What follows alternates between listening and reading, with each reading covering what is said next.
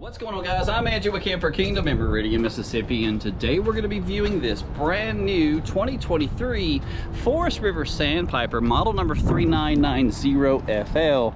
The FL, of course, does stand for front living, and this one provides you with a double loft setup in the back. We are going to start off the inside of the coach first, but if you're new here, we do welcome you to the channel. At any time during the video you like what you see, go ahead and drop us some thumbs up. We do appreciate your interactions with the video, and let's get started.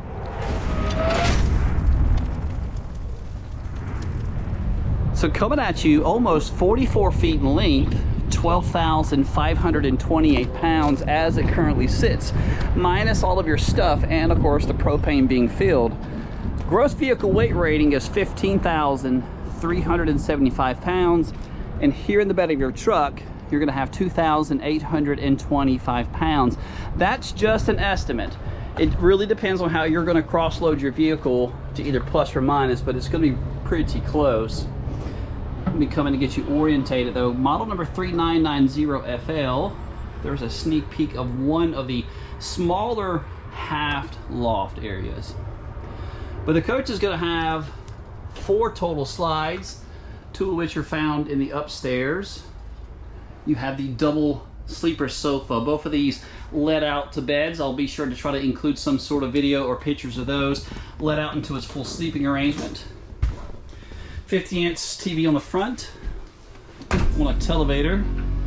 I personally enjoy the sunlight from the windows. Let me get this down and out of the way here momentarily. So let's sit back and just take a look from this. This is going to be your view while taking a seat in your Thomas Payne Collection furniture.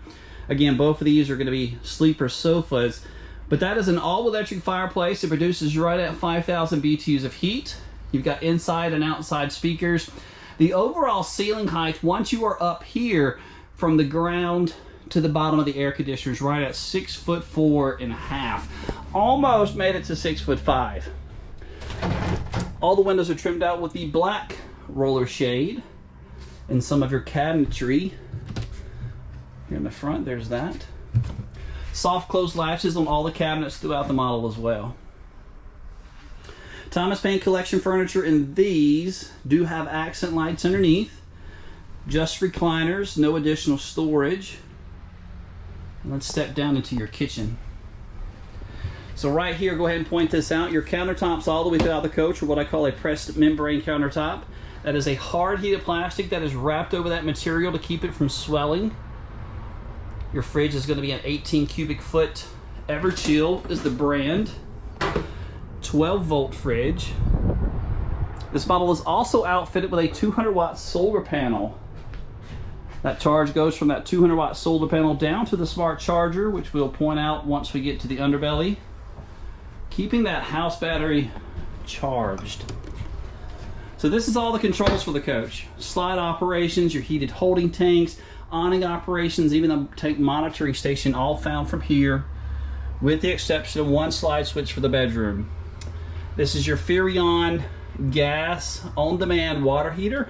I get asked all the time, how much water, propane will these things use? That's all going to be depending on yourself. I really can't predict that, but I'd say, one big 20-pound bottle would probably last you at least a couple of days. If you have more experience with that, let me know in the comments down below what your personal experience with some of these on-demand systems are. Your kitchen island in the middle does have the additional leaflet that flips up.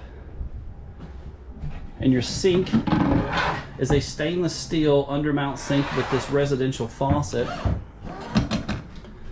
This area over here is what I call the coffee prep station. Good place maybe for a second appliance. Really high overhead cabinetry. And here's a shot of some of your accent lights over the island. Let me open the fridge for you real quick. So this is a 12-volt compressor fridge. Everchill is the brand, right at 18 cubic foot. Freezers on the bottom, fridge is on the top. And this is your tire pressure monitoring system. Something else that's pretty standard on this model from the factory. Pretty cool outfit, pretty cool little unit if you ask me. Greystone oven with the Insignia microwave. This is not a convection, even though you have the shelf. Your convection of microwaves will be outfitted with more of a stainless steel. Let's look at your dining room slide now. So flush mounted slide with no carpet. This is that woven material that's been pretty common in a lot of 23 models now. You do have some additional storage, of course, under all of your chairs. And a legless table. That's rather nice for taller guys like myself. You don't have to worry about hitting your knees. Overall slide height is probably close to around 6'5", 6'6". This is a peek again of the half loft. Sleeping room on board, you can maybe sleep 7, maybe even 8 individuals, or you'll just have a lot of storage. You turn the fan off. Stepping up, you got right at probably 11, maybe 12-inch step up into the 2-piece plastic shower. 3-piece accordion glass door. I like the seat. Maybe a good place for the ladies to take a seat and maybe shave your legs. Porcelain foot flush toilet. Here's your bathroom vanity. And this vent, I'll point it to you on the outside, is for ventilation inside the bathroom. It does a really great job of just exiting everything. Your shower head. So this model is sitting on a drop frame construction. It goes down about 14, 16 inches. You'll notice the dip at the top. I'm 6'2", and I don't have to worry about hitting my head at all. Let me get the lights turned on for you. So this is a king size bed. Your wardrobe's on the back with washer and dryer connections. That's going to be your ventilation there. King bed again, LED reading lights. Let's see if I can get those turned on. They would be on the other side of the bed. And again, your windows are trimmed out with that black roller shade here. I like that. I like the accent light. Your wardrobe with your King Wi-Fi extender. And really deep pull-outs down here. This is going to be the foot of the bed with your additional wardrobe. TV backer sticker. You will have cable connections are located on the side, and this is for your stackable washer or dryer. Some people might not like that or want it. You can still use it for additional storage. And under the bed, trimmed out nicely. You've got probably, with the mattress down, 14 inches of space here. Let's go ahead and head upstairs, showing off the double loft area, biggest one on the left. 36 inches from the ground to the ceiling, really big teddy bear mattresses. So they both are about the size of a full-size bed, covering the entire floor. Let me come up and turn around. This is the only storage upstairs. And TV connections are here. Your view from the top of the stairs.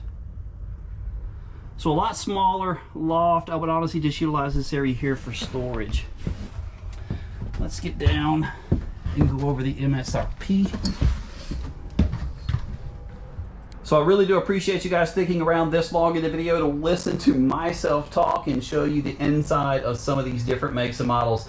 If you'd like more information on the one that I've showed you today, my contact information, as well as a link that takes you over to my website where you can view more photos, is found down in that description. But at taking time of making this video, MSRP, and maybe you can pause this and read it, is $98,508.65. Of course, our sales price being much lower. But I really do appreciate you guys. Go ahead and leave me some thumbs up. Maybe drop a comment telling me where you're from. Let's go ahead and transition over to the outside now. So I've deleted all the footage from the campsite of the RV, but that's all right. It kind of gives me another opportunity to go over some things that I missed, such as the docking lights in the front. The weather coming through Mississippi today is about to turn kind of bad, but it gives me a chance to show you all the docking lights. So if you're ever camping at an unfamiliar campground, this set of lights makes finding your RV a lot easier, and the switch to control them is located underneath the kingpin here. But while we're here, this is your front compartment, which houses the spare tire as well as the pre-installed battery from the factory. But that's the switch to control those docking lights. Blind side camera prep. You've got it on multiple locations. You got it one here, that's the blind side marker light, one there, plus one over the entry door. Let's come back and look at this. Over the entry door is your third of possibly 4 different cameras that you can have mounted on the coach. This is the step above steps. These flip up and inside the door. You also have the larger platform, making getting inside of your RV a lot easier. And speaking of easier, this is the hydraulic strut. Watch this. Now, if that just isn't easy. Plus, if you maybe have a high wind day, I don't recommend leaving your awning out, but check out the door. I've been outside videoing sometimes with winds of gusting of around 30, and those hinges are pretty stiff. Your front pass-through compartment is here. Your baggage door is probably right at 1.5 inches thick. That's going to be your battery disconnect switch. Outdoor TV connections are there. So speaking of things for outdoor entertainment, you do have a quick disconnect on the back of the RV. Let's get over here and get you turned around. Right there where the white tag is at, that is a quick disconnect for an LP. So if you brought along your own grill, you are able to set up and utilize the propane from the coach. I'm trying to get you orientated to see that black dot there. That is the 4th camera mount for that blind side camera system. And here is a shot of the underbelly before you are going to resume back to the normal sunny skies. But the weather here in Mississippi though lately, it's just been crazy. Seems like every other day we're having severe thunderstorms or tornadoes. But coming at you 43 feet, 6 inches of total length, 5 total slide outs with a hitch weight of 2,825 pounds, making it a little on the heavier side, so I do recommend pulling it with at least a 3/4 ton. The main body is 96 inches wide, and it's riding on a very beefy 12-inch I-beam construction. And I'll point out the drop frame at the back once we get around that area there. Fully molded fiberglass front cap with that automotive grade windshield. And there's a good shot of your docking lights. You got one right over the kingpin, plus 2 additional longer ones along the cap. Definitely makes it easier finding your coach. Fully enclosed and heated underbelly. Plus, you also have 12-volt tank heaters found on all of your holding tanks. And I'll try to leave here in the video all the holding tank capacities. Let's come around and show you what I call the docking station. So your water lines come up through the floor, and typically your water connections are back here. So you're gonna have a little lengthy way to get to it. But this is what I call the docking station. Your water line will come up through the floor, connecting to either your city water connection or maybe your black tank flush, whichever you're doing. And that is your inline filter. Your front baggage compartment is rather beefy as well.